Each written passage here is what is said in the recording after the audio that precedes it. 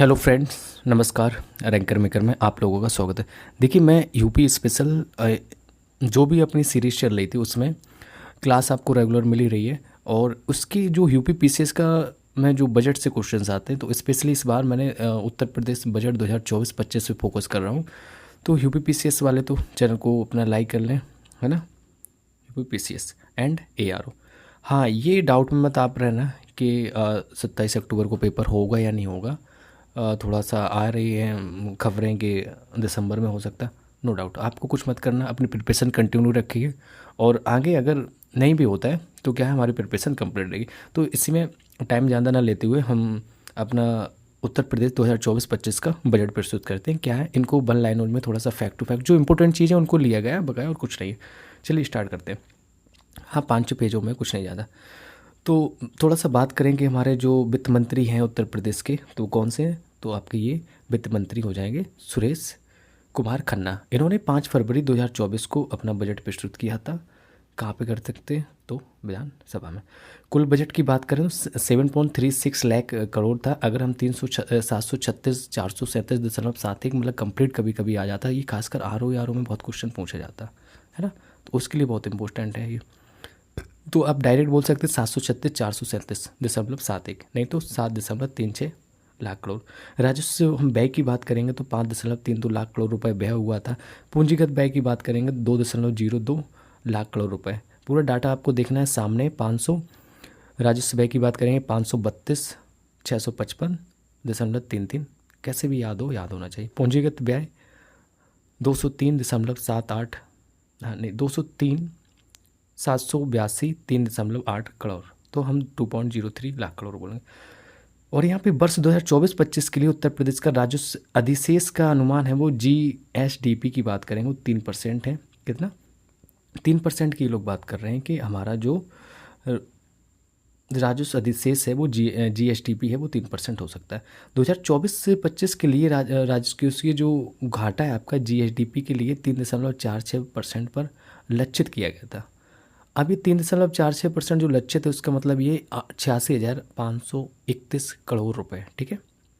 2023-24 के लिए संशोधित अनुमान के अनुसार राजकोषीय जो घाटा था लगभग आपका 3.5% रहा। कितना रहा? 3.5%। ओके। वन और वृक्ष के क्षेत्र को मिलाकर 15% तक बढ़ाने का लक्ष्य किस वर्ष तक रखा गया? तो 2030 तक उत्तर प्रदेश का लक्ष्य है कि वन और वृक्ष क्षेत्र को बढ़ाकर कितना करना है? 15% 2030 तक। इंपॉर्टेंट बिल्कुल से फैक्ट टू फैक्ट जो चीज़ें आपकी इंपॉर्टेंट हैं वही मैं अपने शॉर्ट नोट से दे रहा हूँ। तो जो हम अपना बना रहे हैं, हम लोग पढ़ रहे हैं, जो भी हमारी टीम है, टीम मतलब दोस्त यार हैं अपने, कुछ इतना बड़ा काम नहीं है। तो वही आपस में सब लोग पढ़ते हैं। हाँ, कोई संस्कृति से जुड़ा है, दृष्टि से जुड़े, सारे लोग वही।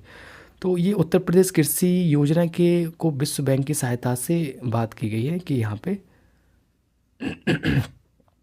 अच्छा, हाँ, उत्तर प्रदेश कृषि योजना को विश्व बैंक की सहायता से 2022-23 में उत्तर प्रदेश की जो जीएसडीपी 8.3% की दर से बढ़ी है। नहीं, ये विश्व बैंक की सहायता से, कौन सा ऊपर वाला 15% है।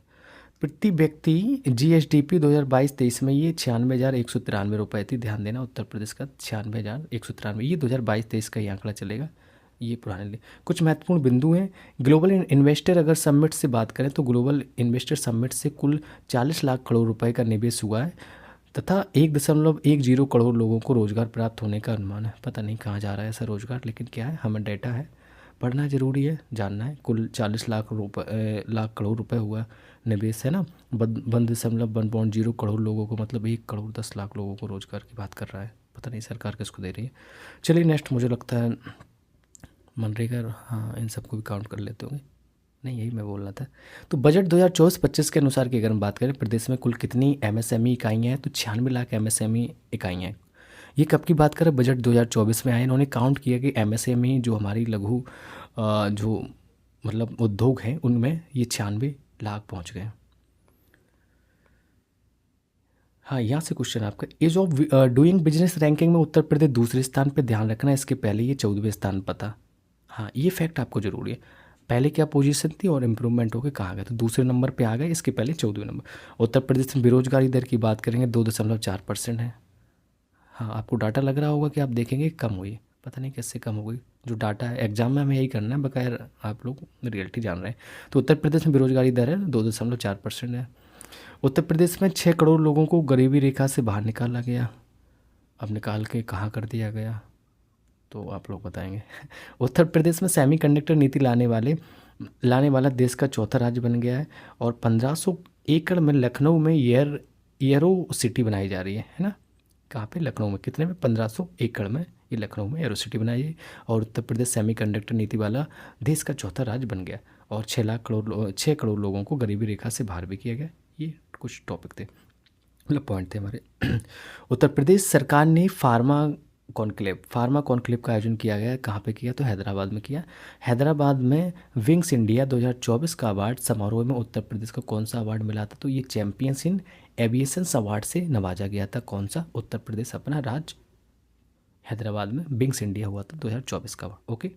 उत्तर प्रदेश में सरकार ने डार्क जोन जो नलकूप लगाने पर प्रतिबंध हटा दिया है कि आप डार्क जोन में नलकूप नहीं लगाने दिए जाते थे, आप लगा सकते हैं। डार्क जोन ऐसा मतलब है ऐसा क्षेत्र जहाँ पर जल स्तर लगातार गिर रहा है, तो वहाँ पे नलकूप नहीं लगा दें कि आप सिंचाई के लिए कर रहे हैं, नलकूप पीने के लिए बचना चाहिए, तो अब वो हटा दिया तथा उसके संरक्षण की कोई व्यवस्था नहीं है ना। बुंदेलखंड में रबी सिंचाई के लिए टैरिफ लगाया जाएगा।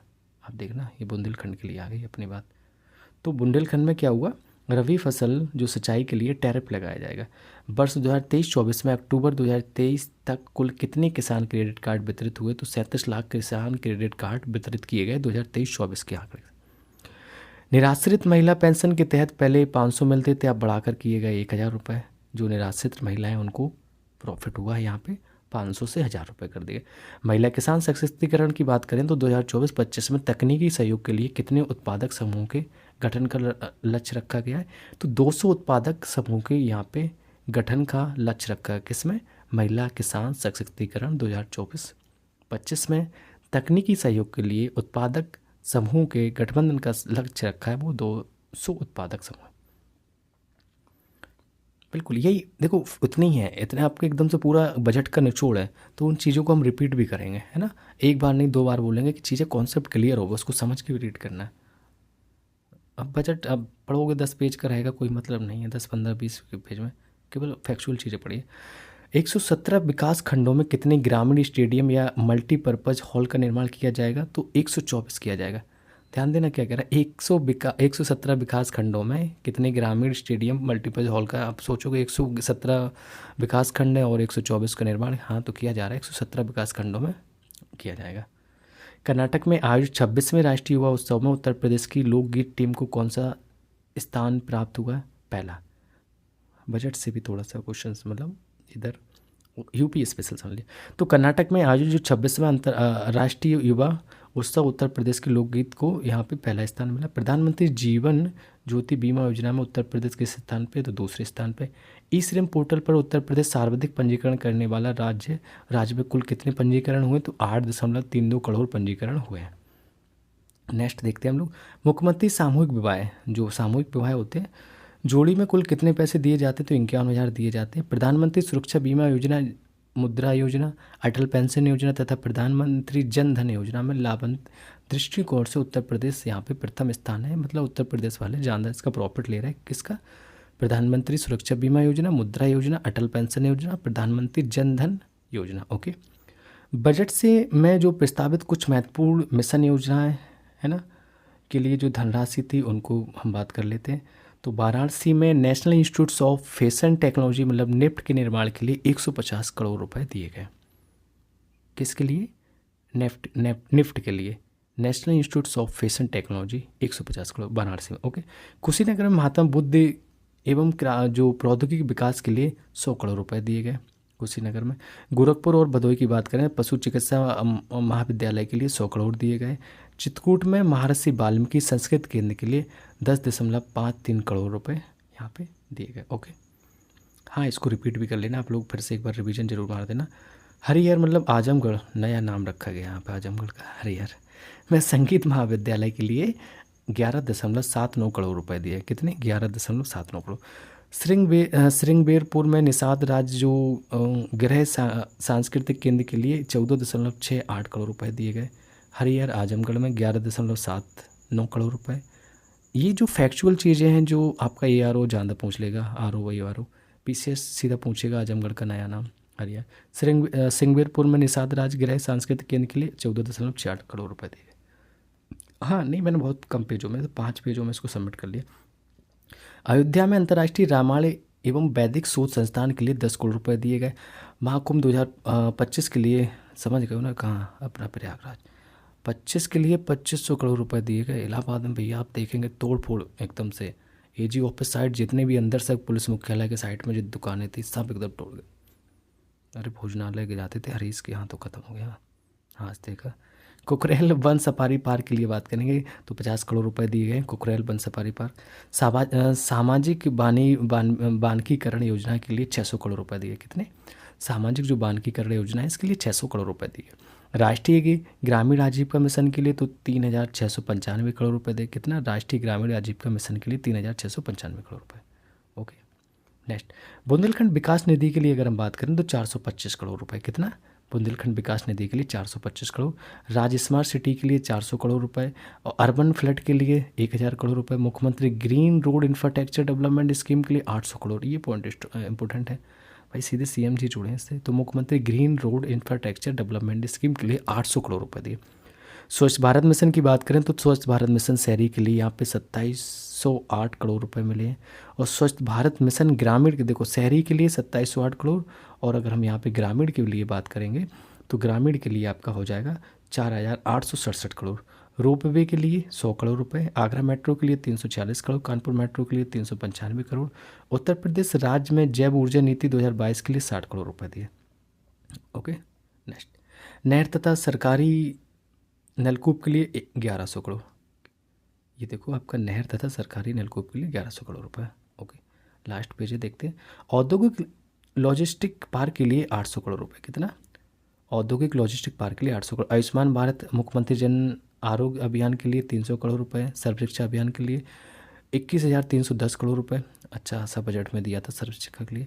जल जीवन मिशन के लिए आपका 22,000 करोड़ रुपए हो जाएगा। PM आवास योजना शहरी के लिए आपका 3,948 करोड़ शहरी के लिए।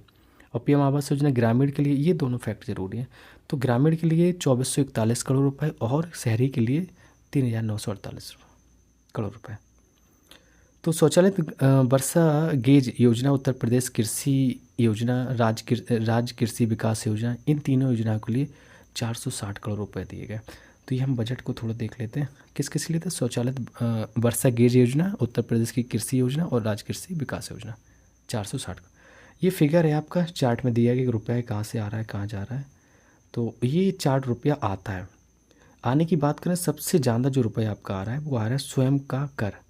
स्वयं का कर हम जो राजस्व दे रहे हैं 37.1%। यहाँ पे देखना 37.1% पे यहाँ पे स्वयं का कर से जा रहा है। ठीक है, दूसरे नंबर की बात करेंगे तो केंद्रीय करों में जो राज्यांश है वो आपका 30% है। कितना? ये आ रहा है, देखो आ रहा है रुपए स्वयं का कर राजस्व से 37.1%, केंद्रीय करों से 30%। ठीक है, 2 पॉइंट हो गए आपके, मतलब पहला पे हम इसको रख देंगे, दूसरे नंबर पे इसको। तीसरे नंबर की बात करें तो आपका तीसरे नंबर पे हो जाएगा कौन सा? ये वाला, मतलब लोक ऋण है वो आपका, वो हो जाएगा 15.3%। चौथे नंबर पे आपका हो जाएगा ये वाला, ये केंद्र सरकार से सहायता से अनुदान है 12.9%।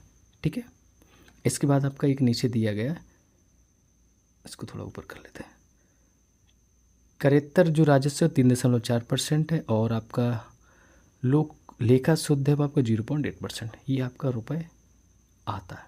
अब इसको भेज भी देते हैं। रुपए जाता कहाँ? तो सबसे ज़्यादा आपका जाता है पूंजीगत परिव्यय में। फर्स्ट आपका पूंजीगत परिव्यय में जा रहा है। ठीक है, थोड़ा सा इसको ऊपर करते हैं। दूसरा आपका वेतन सरकारी जो कर्मचारी में जाता है 12.8%। ठीक है, फिर और अन्य व्यय में जाता है 12.7%। फिर बात करेंगे हम वेतन जो सहायता प्राप्त संस्थाएं हैं उनमें 11.7% जा रहा है। ओके, पेंशन में आपका 11.7% और सहायता अनुदान में आपका 9%। अभी देख लेना, सारी चीज़ें लिखी हैं, थोड़ा आगे पीछे कुछ हो सकता है। ब्याज में 7.3%, सब्सिडी में 3.8% जा रहा है। स्थानीय निकायों का जो समूह देशन है उसमें